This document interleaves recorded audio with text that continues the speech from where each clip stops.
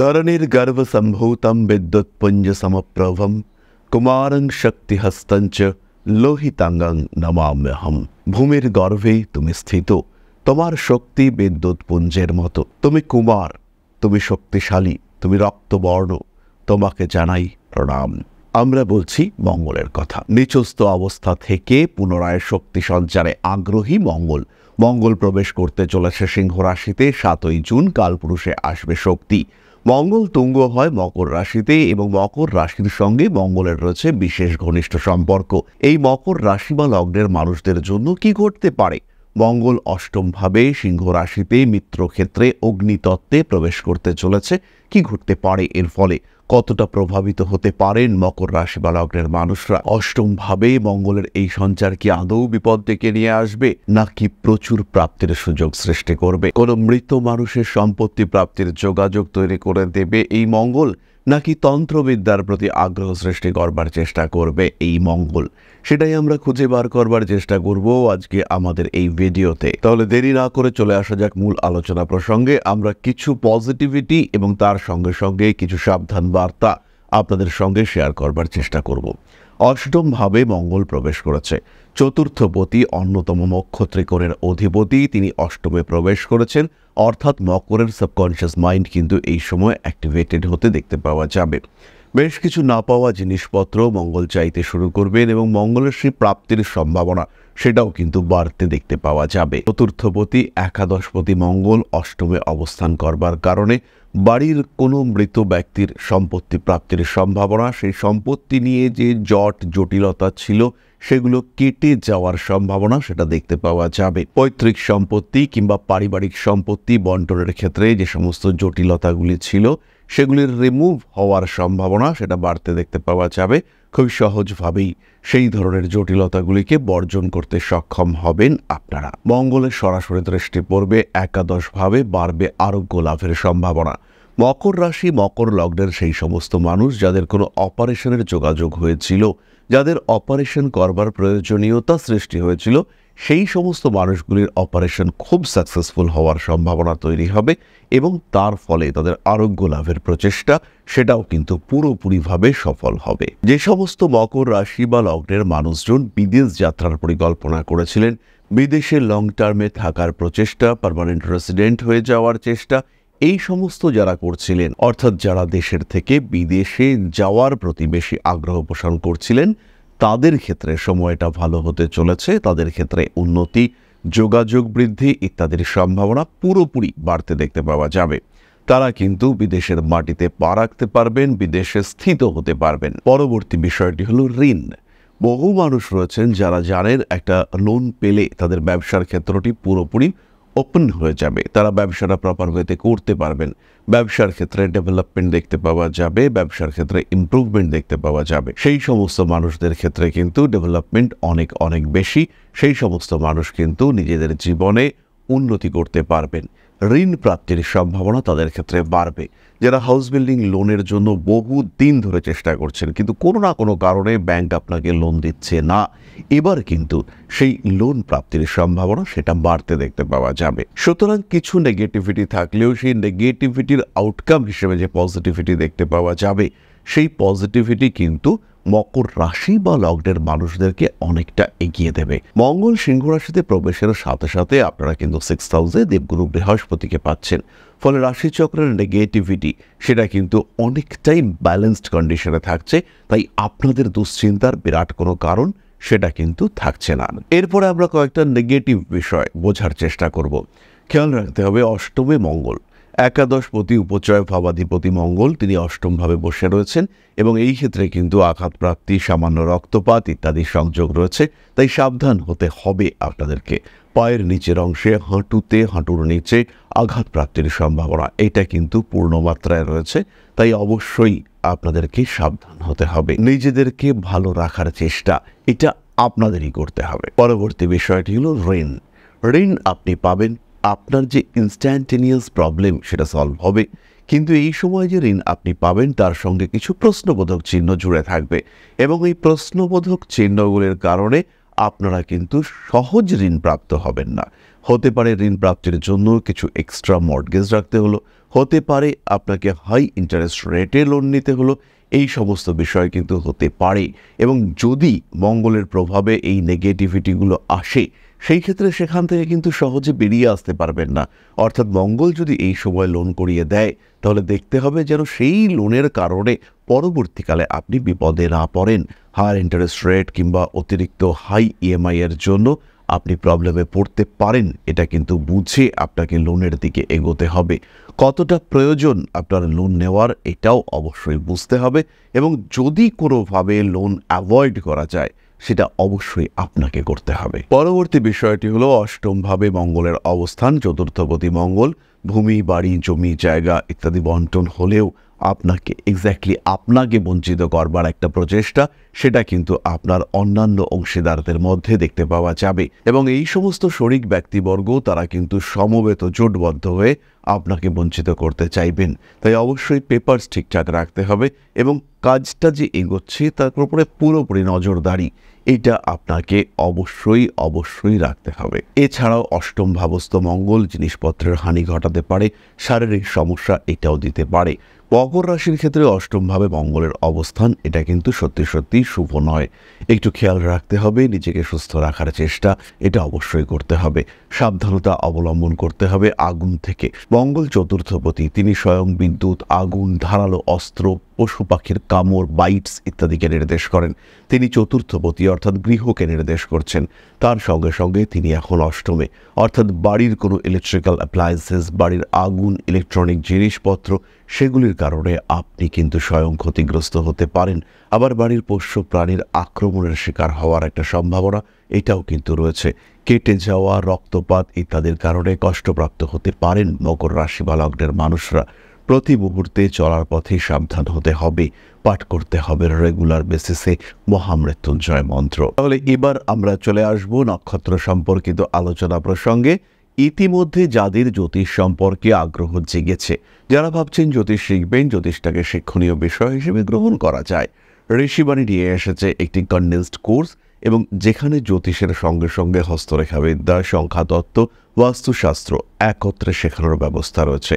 যারা এই কোর্সে ভর্তি হতে চাইছেন তারা সরাসরি আমাদের সঙ্গে সংযুক্ত হতে পারেন, এবং এই কোর্সটি যথেষ্ট স্বল্প মূল্যে একটা সার্টিফাইড কোর্স। কোর্সের শেষে প্রত্যেকটি ধাপে 4টি সেমিস্টার আপনারা 4টি সার্টিফিকেট পাবেন, জ্যোতিষ অর্ণব, জ্যোতিষ বিশারদ, জ্যোতিষ শাস্ত্রী এবং জ্যোতিষ আচার্য। এই সার্টিফিকেশনগুলির সঙ্গে সঙ্গে আপনি পাবেন প্রপার রেজিস্ট্রেশন নাম্বার, যেটা আপনি আমাদের ওয়েবসাইটে ভেরিফাই করতে পারবেন। বিশুদ্ধ সনাতনী জ্যোতিষ ছাড়াও আমরা রিসেন্টলি ট্যারো কার্ড রিডিং, নন্দিনারী কোর্স ইত্যাদি শুরু করেছি। যারা এই কোর্সগুলোতেও শিখতে চান অবশ্যই শর্ট টার্ম কোর্স আর আমাদের সঙ্গে সংযুক্ত হতে পারেন, এবং আপনার জ্যোতিষ চর্চার ধারা এইটাকে সম্পূর্ণ আলাদা একটা রূপ দেওয়ার পথে আপনারা কিন্তু এগিয়ে নিয়ে যেতে পারেন। তাহলে এবার আমরা চলে আসব নাক্ষত্রিক আলোচনা প্রসঙ্গে। প্রথমেই রয়েছেন উত্তরাষাঢ়া নক্ষত্রের মানুষরা। মঙ্গল অষ্টমে যাওয়ার কারণে অর্থনৈতিক ব্যয়ের মাত্রা বাড়তে দেখতে পাওয়া যাবে। পরিবারের কোনো সদস্য একটু অসুস্থ হয়ে পড়তে পারেন। মঙ্গলের এই সঞ্চার অর্থাৎ 7ই জুন থেকে 28শে জুলাই পর্যন্ত মানসিক দিক থেকে একটু অস্থিরতা বাড়তে দেখতে পাওয়া যাবে, এবং 22শে জুলাইয়ের আশেপাশে একটু রং ট্রিটমেন্টের শিকার হওয়ার সম্ভাবনা এটাও কিন্তু বাড়তে দেখতে পাওয়া যাবে। এই সময় রাগ, জেদ, তেজ, অ্যাডামেন্ট বিহেভিয়ার ইত্যাদি বাড়তে চলেছে, এবং বেশ কিছু আটকে থাকা কাজকর্ম যেগুলো আপনি শান্ত ছিলেন বলে উদ্ধার হচ্ছিল না, সেটা কিন্তু এবার উদ্ধার করবার জন্য স্ট্রেংথ এবং স্ট্যামিনা এই দুটোই আপনি প্রাপ্ত হতে চলেছেন। বাড়ির পোষ্য প্রাণীর শরীর স্বাস্থ্য নিয়ে দুশ্চিন্তা বাড়তে পারে। যে সমস্ত পুরুষ বা মহিলা রান্নাবান্না করেন, উত্তরাষাঢ়া নক্ষত্রের মানুষ যাদের শখ রান্নাবান্না করা, তাদের কিন্তু একটু সাবধান হয়েই কাজটা করতে হবে, এবং কোনো রকম অন্যমনস্কতা এটা কিন্তু প্রকৃতি বরদাস্ত করবে না। পরবর্তী নক্ষত্র শ্রবণা, কাজের সুযোগ আসবে, নতুন চাকরি প্রাপ্তির সম্ভাবনা, কর্মক্ষেত্রে সাফল্য ইত্যাদির সংযোগ বাড়তে দেখতে পাওয়া যাবে। বন্ধু বান্ধবকে ঋণ প্রদান করে বিপদে পড়তে পারেন শ্রবণা। এই বিষয়টি থেকে নিজেকে একটু দূরে সরিয়ে রাখার চেষ্টা করতে হবে। সাময়িক স্থিতিশীলতা বৃদ্ধির সুযোগ এবং সংযোগ এটা অবশ্যই আসতে চলেছে। মান সম্মান বাড়বে শ্রবণ নক্ষত্রের মানুষদের ক্ষেত্রে। পুরনো প্রেম অবশ্যই ফিরে আসতে পারে। ঠান্ডা লাগা কিংবা অন্যান্য কোনো সমস্যা আপনাকে বেশ কিছুটা পীড়িত করতে পারে। সমস্ত রকম আইনি জটিলতা, অশান্তি থেকে নিজেকে দূরে সরিয়ে রাখার চেষ্টা করতে হবে। প্রেমিক কিংবা প্রেমিকা এই সম্পর্ক কিছুটা জটিল হয়ে উঠতে পারে। রাগ, জেদ, তেজ ইত্যাদির উপরে নিয়ন্ত্রণ রাখবার চেষ্টা অবশ্যই করতে হবে। মানসিক দিক থেকে স্থিতিশীলতা বাড়বে। নতুন করে প্রেমে আসক্ত হওয়ার সম্ভাবনা এটা কিন্তু অনেকটাই বেশি। প্রিয় ব্যক্তির সঙ্গে অ্যাটাচমেন্ট বাড়তে চলেছে। মানসিক অস্থিরতা এটাও কিন্তু বাড়তে দেখতে পাওয়া যাবে। নতুন করে প্রেমে পড়তে পারেন শ্রবণা। পরবর্তী নক্ষত্র ধনিষ্ঠা। কাজের সুযোগ বাড়তে দেখতে পাওয়া যাবে। রয়েছে নতুন চাকরির সম্ভাবনা, নাম যশ ইত্যাদি বাড়বে এবং সোশ্যাল মিডিয়া এখানে কিন্তু আপনার গ্রহণযোগ্যতা বাড়তে দেখতে পাওয়া যাবে। ধনিষ্ঠা নক্ষত্রের জাতক বা জাতিকা যাদের জন্মকুণ্ডলিতে মঙ্গল বেশ শুভ অবস্থায় রয়েছে, এই সময়ে তাদের কিন্তু একটা বিরাট গ্রোথের সম্ভাবনা দেখতে পাওয়া যাবে। কিন্তু যদি মঙ্গল অশুভ অবস্থায় থাকে সেই ক্ষেত্রে ঋণ, টাকা পয়সা আটকে যাওয়া ইত্যাদি কারণে একদম বিপর্যস্ত হয়ে পড়তে পারেন। মানসিক অস্থিরতা বৃদ্ধির সম্ভাবনা দেখতে পাওয়া যায়। কর্মতৎপরতা আপনাদের ক্ষেত্রে বাড়তে চলেছে। পুরনো প্রেম অবশ্যই ফিরে আসতে পারে। বাড়বে ভাবনা চিন্তার গভীরতা। সমস্ত রকম আইনি জটিলতা থেকে নিজেকে মুক্ত রাখবার চেষ্টা করতে হবে ধনিষ্ঠাকে, এবং যতটা সম্ভব ডিপ্লোম্যাটিক অ্যাটিটিউড নিয়ে থাকার চেষ্টা এটাও আপনাকে অবশ্যই করতে হবে। মকর রাশি বা লগ্নের মানুষরা প্রতিকার স্বরূপ অবশ্যই মহামৃত্যুঞ্জয় মন্ত্র পাঠ করবেন। 28 বার মহামৃত্যুঞ্জয় মন্ত্র পূর্ণ ভক্তি সহযোগে ওম ত্র্যম্বকম যজামহে সুগন্ধিম পুষ্টিবর্ধনম উর্বারুকমিব বন্ধনান মৃত্যুর্মোক্ষীয়মামৃতাৎ, এই মন্ত্রের পাঠ 28 বার আপনাকে করতে হবে এবং এর মাধ্যমেই কিন্তু আপনি আপনার জীবনের সমস্যাগুলি থেকে নিজেদেরকে মুক্ত করতে পারবেন, নিজেদেরকে ভালো রাখতে পারবেন। এরই সঙ্গে সঙ্গে মকর রাশি বা লগ্নের মানুষরা ধারণ করুন মেথিস্ট ব্রেসলেট এবং তার সাথে অবশ্যই 7 মুখের রুদ্রাক্ষ। বাড়ির পশ্চিম দিকে মুখ করে পান পাতার উপরে কর্পূর জ্বালানো সন্ধেবেলায় আপনাদের জন্য অত্যন্ত শুভ।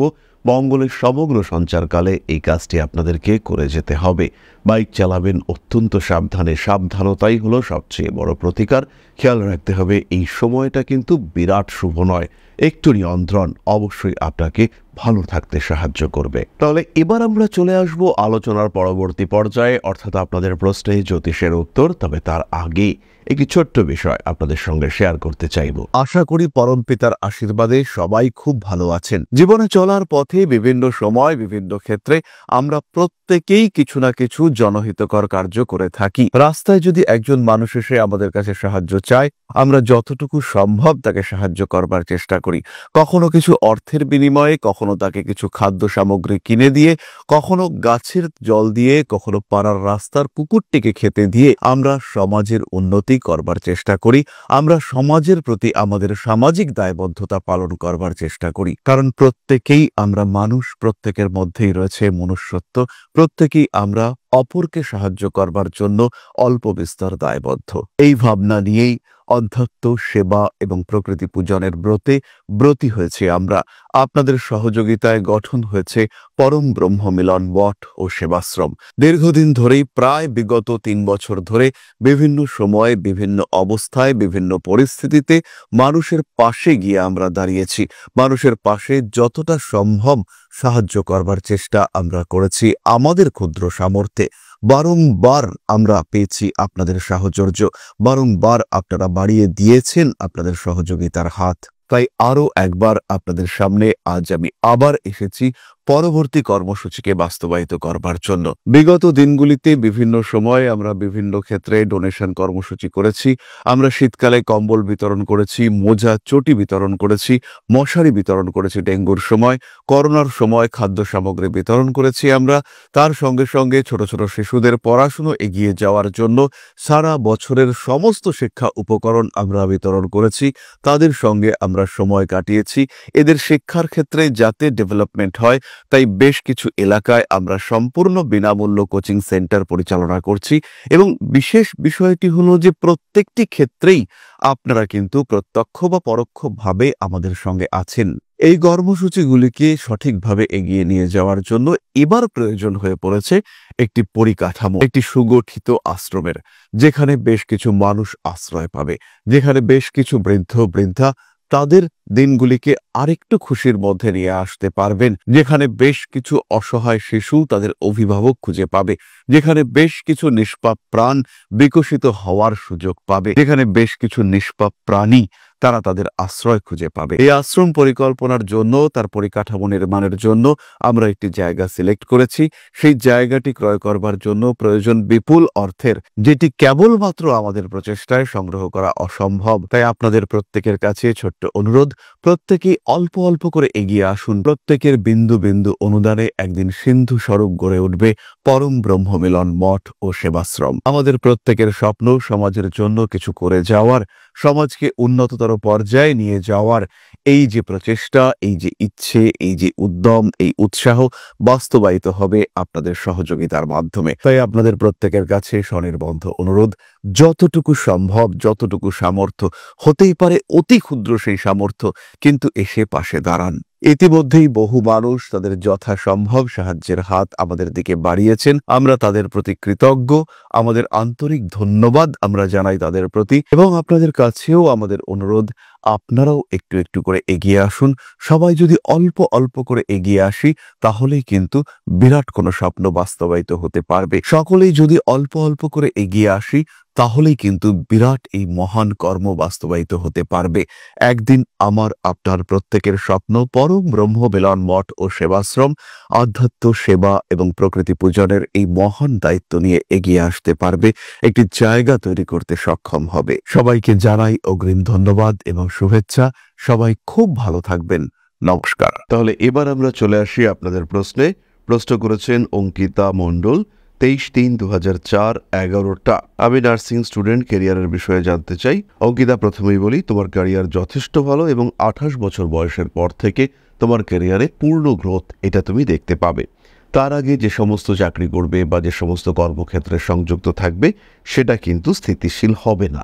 এই সময়টা অর্থাৎ 28 বছর পর্যন্ত যতটা সম্ভব এডুকেশন গেইন করবার চেষ্টা অবশ্যই তোমাকে করতে হবে এবং নিজেকে ভালো রাখার চিন্তা চেষ্টা এটাও তোমাকে অবশ্যই করতে হবে। ক্যারিয়ারের দিকে নজর রাখতে হবে এবং রিলেশনশিপ ইস্যু এটা তোমার ক্ষেত্রে রয়েছে। ক্যারিয়ারের ক্ষেত্রটা যতটাই ভালো, রিলেশনশিপের ক্ষেত্রটি কিন্তু অতটাও ভালো নয়। তাই যে কোনো সম্পর্কে যাওয়ার ক্ষেত্রে একটু সচেতনতা এইটা তোমার অবশ্যই থাকা প্রয়োজন। তাহলে আজকের আলোচনা আমরা আর দীর্ঘায়িত করব না। সবাই সুস্থ থাকুন, ভালো থাকুন। মা শ্রী শ্রী আদিশক্তির আশীর্বাদে আপনাদের জীবন আরো আরো আরো সমৃদ্ধ হয়ে উঠুক। জয় মা আদিশক্তি। নমস্কার।